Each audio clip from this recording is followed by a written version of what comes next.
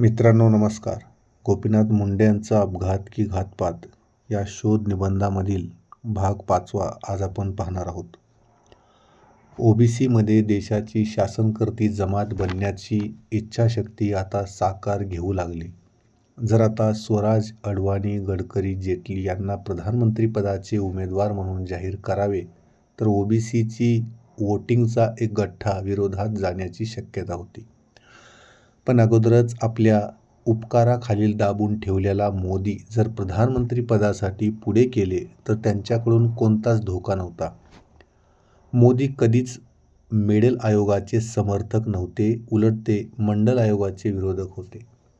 मोदी फक्त जातीपुरतेच ओबीसी होते, पण त्यांनी ओबीसीची जातीनिहाय जनगणना करण्याची मागणी केल्याचे कधी ऐकिवात नाही.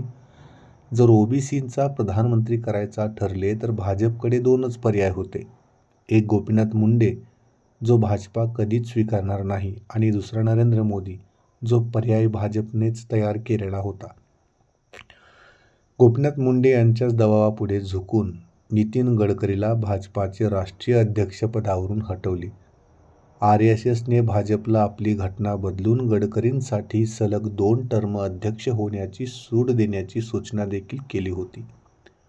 पण मुंडेंनी त्याला कडाडून विरोध केला.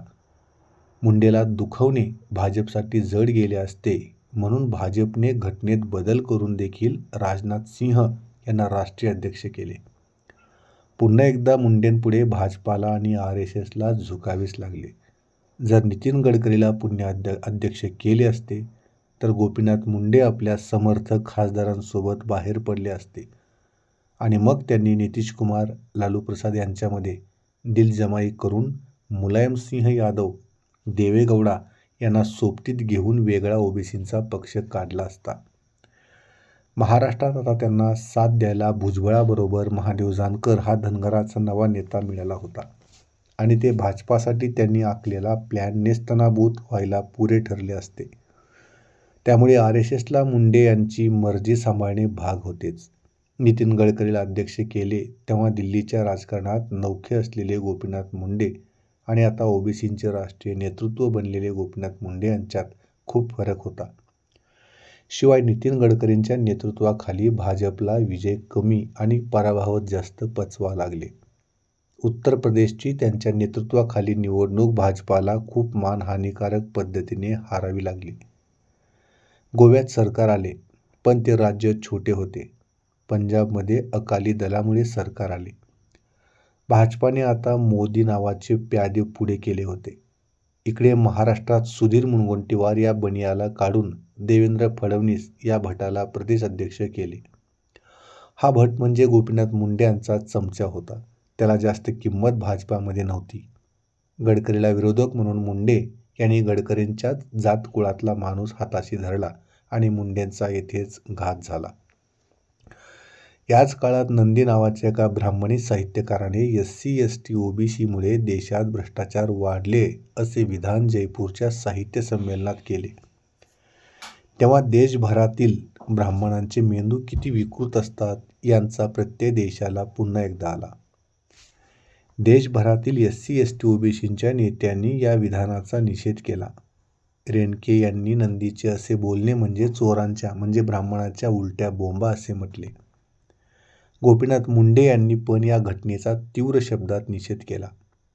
पण भारताचे भावी प्रधानमंत्री नरेंद्र मोदी यांबद्दल चकार शब्द देखील बोलत नव्हते.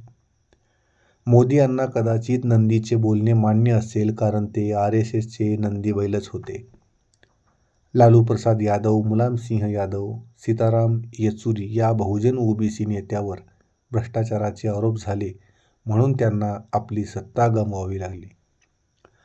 लालू प्रसाद यादव यांना तर तुरुंगवास भोगावा लागला. 2G स्पेक्ट्रम घोटाळ्यामुळे राजा या मागासवर्गीय नेत्याला तुरुंगात डांबले. मायावतींना टॉर्चर देखील केले. संपत्तीच्या कारणामुळे YSR चंद्रशेखरराव रेड्डी यांच्या मुलाला तुरुंगात टाकले गेले. अशोक चव्हाणांना महाराष्ट्राच्या मुख्यमंत्रीपदाचा राजीनामा द्यावा लागला. पण P. चिदंबरम, कपिल सिब्बल या खऱ्या 2G स्पेक्ट्रम घोटाळ्यातील दोषींवर मोदी सरकार आले तरी साधी कार्यवाही सुद्धा करण्यात आली नाही. शीला दीक्षित ह्या राष्ट्रकुल स्पर्धेच्या आयोजनात घोटाळे करणाऱ्या आघाडीच्या आरोपी आहेत. पण त्यांच्यावर मोदी किंवा काँग्रेस सरकारने साधा गुन्हा नोंदवण्याची कार्यवाही आजपर्यंत केली नाही. बहुजनाला वेगळा न्याय आणि ब्राह्मणांना वेगळा न्याय ही मनोवादी भूमिका नाही तर आणखीन काय आहे? काँग्रेस सरकारने ओबीसीतील 27% आरक्षणापैकी 4.5% आरक्षण काढून ते मुस्लिमांना देण्याचा प्रयत्न केला. पण काँग्रेसची हे खेळी म्हणजे ओबीसी आणि मुस्लिमांमध्ये भांडण लावण्याची खेळी आहे हे न कळण्याइतकं देशातील जनता खुली नव्हती. सर्वोच्च न्यायालयाने हे आरक्षण रद्द केले, पण देशातील ओबीसी आणि मुस्लिम यांच्यात भांडण लावण्याची काँग्रेसची खेळी मात्र व्यर्थच गेली. ब्राह्मणी मीडियाने देशभर मोदी लाट निर्माण झाल्याची चर्चा रंगवली. रात्रंदिवस न्यूज चॅनलवर गुजरातचा विकास कसा झाला हे सांगू लागले. हे सांगताना ते कोणतीही माहिती सांगू लागले.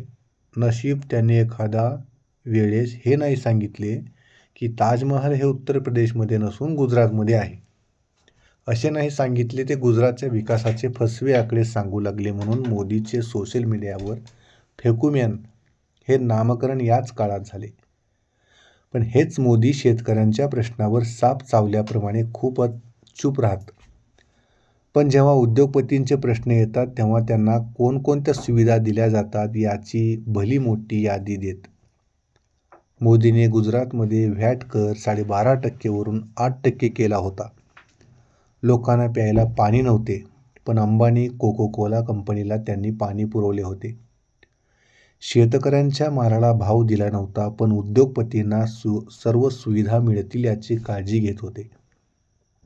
ओबीसींच्या जनगणनेच्या प्रश्नाचे मोदींना अर्थातच काही सोयरेसूतक नव्हतेच. पण गोपीनाथ मुंडे यांच्यासाठी हा प्रश्न जीवन मरणाचा होता.